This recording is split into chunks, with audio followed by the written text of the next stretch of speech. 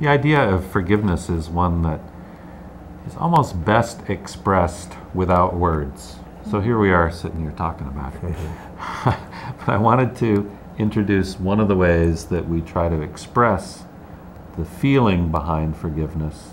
And sometimes it can be expressed in music and in movement and in shapes and in color that brings out a feeling in the heart that you feel it and it's real.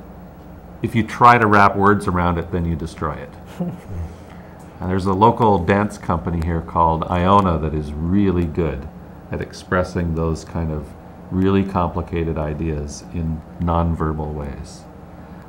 IONA Contemporary Dance Theatre. And they've come to Forgiveness Day the last 2 years. And the first year they portrayed the idea of forgiveness as a personification of 3 female goddesses, or 3 female archetypes.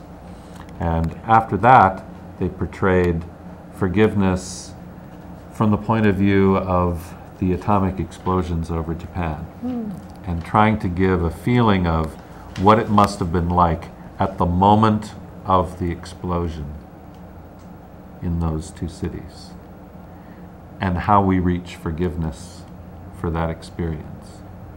So we'll show a couple of short video clips that illustrate the idea of forgiveness without words.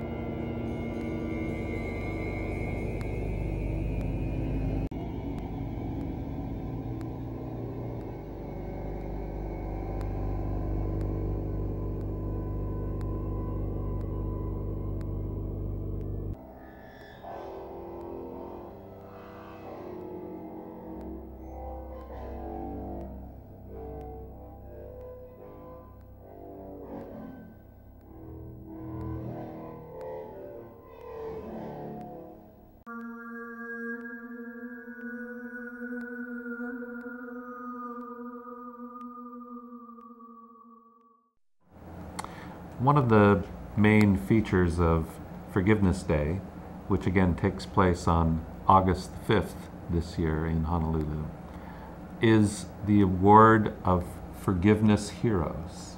We try to identify people within our community who exemplify through their lives, through their actions, the principle of forgiveness.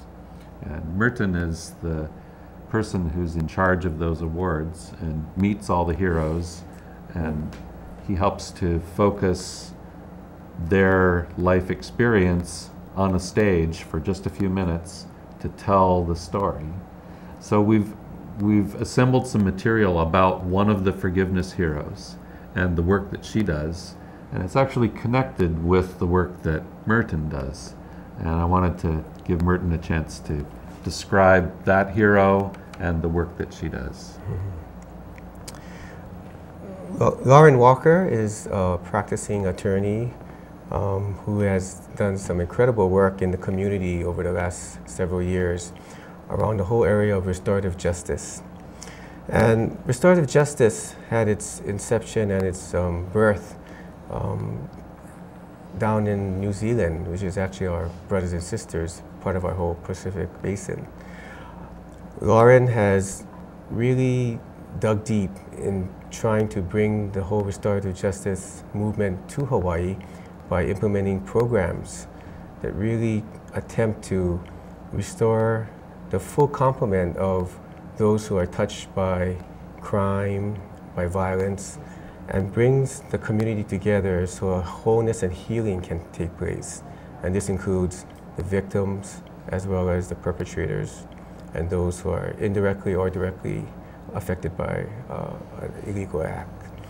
So what Lauren has done is she's put together a program in the prisons where she does a 10 to 12-week program and really brings the whole area of restoring a person's humanity, the goodness that a person who especially who is in prison, can tend to forget, and to reconnect that person with the wholeness and the goodness that's part of what restorative justice is all about. And forgiveness has played a key role in her program in order for the prisoner to let go of some of the hurts and past injustices that he or she may have felt, and then bring forgiveness to a present focus of how that healing can take place, where then the prisoner can then move on in his or her life. And the clip that we're about to see really does a beautiful job in portraying Larry Brown, who was actually honored as a student of forgiveness at one of our past festivals. And Larry expresses some of the deep hurts and injustices that he had experienced in his life, and how forgiveness has played a role in helping to creating a wholeness and healing in his life.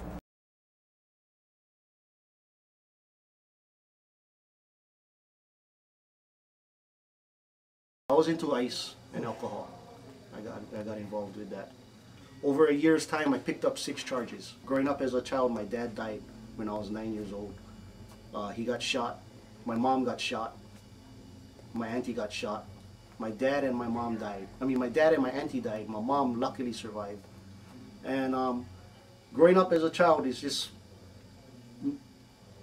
never really talked about it to anybody. In fact, I never talked about it to anybody, not even my own mom. And see, I never even let anybody know about what I was going through, because I guess the pain and the suffering was so strong that nobody would understand, because they all had dads, and you know, they wouldn't understand. They wouldn't want to listen to my stuff. That was my thinking. Yeah, I heard my mom scream, so I looked over and saw my dad lying on the floor. I ran to my dad. He was still alive, but not knowing that he got shot, I was trying to wake him up.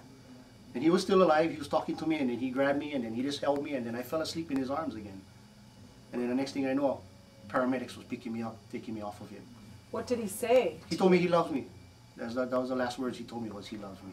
And today, being in this program, I got a chance to tell my story and express my feelings. And I found that that's a channel for me to release all these things that I've been holding on for so long. The anger, the hate, the frustration. And I took advantage of that. I took advantage of that. That's why, today I can talk about it. Not easily, but it's a lot easier than what it was before. And I can use that as a healing process for me. Growing up, forgiving somebody was like a retaliation thing for me. If you did something to me, I'll forgive you until you think it's all good. Then I'll turn around and I'll do it twice as bad, back to you twice as bad. So I use forgiveness as a retaliation tool for me. Or how did the forgiveness project, learning about forgiveness, how did that help you? You see, for me, when I talked to myself and told myself that I gotta let this thing go. For me, forgiving this person, at first I thought was, I'm gonna have to go up to him and let him know that I forgive him.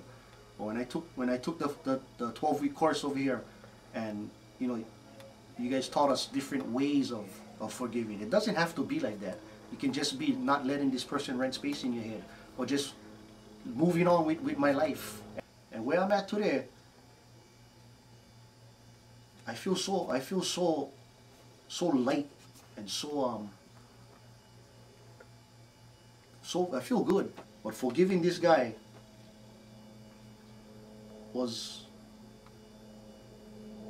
wasn't as hard as I thought it would be if I want to move on with my life.